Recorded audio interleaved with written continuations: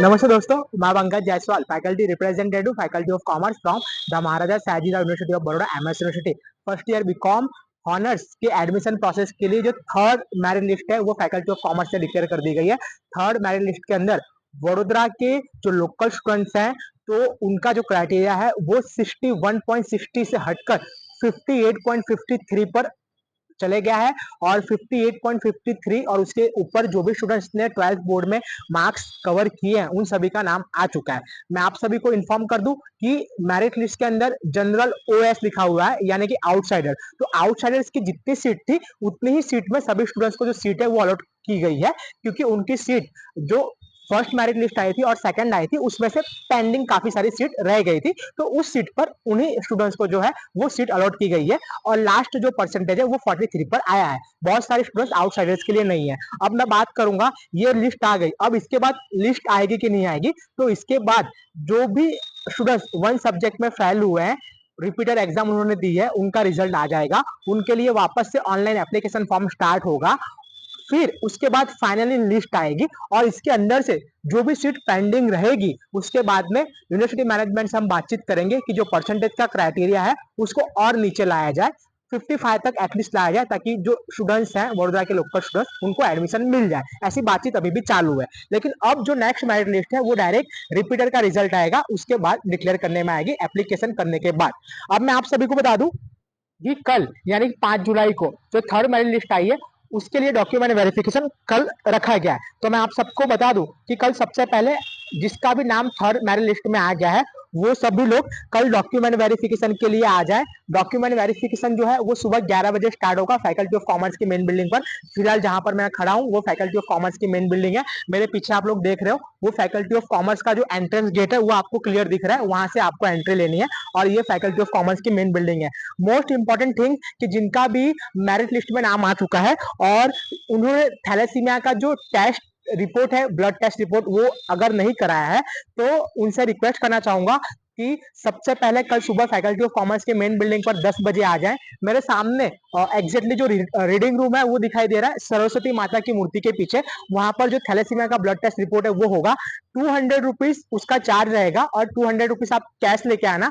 Online payment यहाँ पर available नहीं है, उसकी कोई फैसिलिटी नहीं है, तो 200 रुपीज कैश ही लेके आना। 500 की नोट मत देना ताकि चेंजेस में प्रॉब्लम आ सके चेंज लेने के लिए। तो थैलेसीमिया का जो टेस्ट होगा आपका उसकी जो रिसिप्ट है वो वैलिड रहेगी डॉक्यूमेंट वेरिफिकेशन के लिए। सेकंड थिंग कि जो ऑफर लेटर है, ऑफर लेटर आपको साथ में लाना रहेगा। ऑफर लेटर आज शाम के रात के 10 बजे के बाद आपको आपके जिकास के प्रोफाइल पर शो करेगा। ऑफर लेटर आप डाउनलोड कर लेना, ये दो चीज मैंडेटरी है। और उसके बाद तो मैं आपको बता दूं कि कौन कौन से डॉक्यूमेंट लाना है। तो जो भी स्टूडेंट जनरल कैटेगरी से बिलोंग करते हैं उनको ऑफर लेटर, थैलेसीमिया का जो रिसिप्ट रहेगा, यहाँ से ब्लड टेस्ट कराएंगे वो वाला, और उसके बाद में उनका जिकास का एप्लीकेशन फॉर्म जो 300 रुपीज वाला है वो, और साथ साथ में 12th स्टैंडर्ड की मार्कशीट, उसके बाद में स्कूल लिविंग सर्टिफिकेट एलसी, ये दो चीज, और अटेम्प्ट सर्टिफिकेट। ये जितने भी मैंने डॉक्यूमेंट बोले ये जनरल कैटेगरी के स्टूडेंट्स के लिए।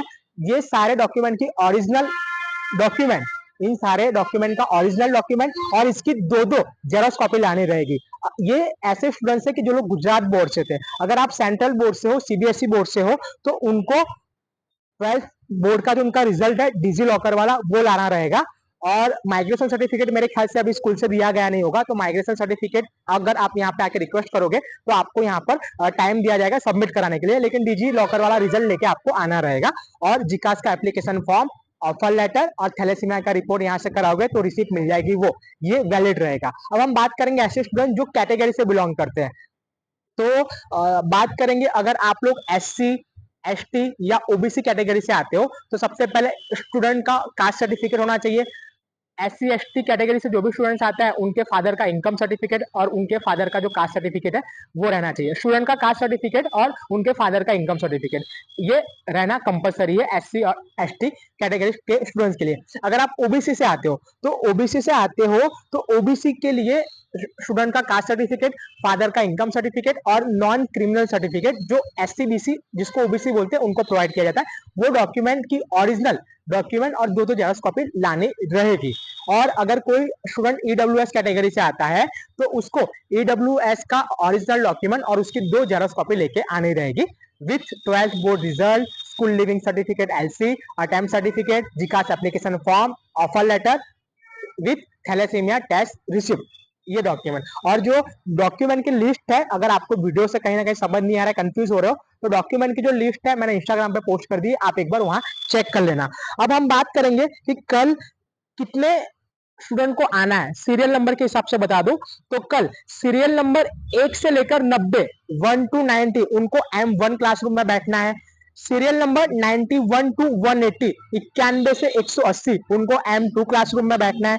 सीरियल नंबर 181 से 270, 181 से लेकर 270 तक उनको M3 क्लासरूम में बैठना है। सीरियल नंबर 271 टू 360, 271 से लेकर 360 तक उनको M4 क्लासरूम में बैठना है। M1, M2, M3, M4 का है, तो ये मेन बिल्डिंग है, मेन बिल्डिंग का एंट्रेंस गेट है। ग्राउंड फ्लोर पर right side M1, M2, M3 और M4 क्लासरूम है। उसके बाद में सीरियल नंबर 3612450, 3612450 यानी 361 से 450 उनको M5 क्लासरूम में बैठना है। सीरियल नंबर 4512540, 451 से 540 उनको M6 क्लासरूम में बैठना है। सीरियल नंबर 5412630, 541 से 630 उनको M7 क्लासरूम में बैठना है। सीरियल नंबर 6312727, 631 से लेकर 727 तक उनको M8 क्लासरूम में बैठना है। तो ये जो मैंने सीरियल नंबर बताया, ये सीरियल नंबर जो है आपको मिल जाएगा फर्स्ट फ्लोर पर। सीरियल नंबर और classroom number M5, M6, M7, M8, ये जो चार क्लासरूम है M6 से M8 तक, ये फर्स्ट फ्लोर है मेन बिल्डिंग का। तो जैसे आप सीढ़ी चढ़ोगे, यहाँ से एंटर होगे, तो आपको क्लासरूम वहां पे मिल जाएगा। तो सीरियल नंबर आप पीडीएफ में चेक कर लेना, आपका सीरियल नंबर क्या है, और इंस्टाग्राम पे मैंने जो रखा हुआ है पोस्ट, उसमें सीरियल नंबर क्या है, क्लासरूम रखा हुआ है, तो आप वो देख लेना। और ये फैकल्टी ऑफ कॉमर्स की मेन बिल्डिंग है, यहाँ पर आना है। यहाँ पर आने के बाद आपका डॉक्यूमेंट वेरिफिकेशन होगा। डॉक्यूमेंट वेरिफिकेशन हो जाने के बाद आपको ऑनलाइन मैसेज फॉरवर्ड किया जाएगा फीस पेमेंट के लिए।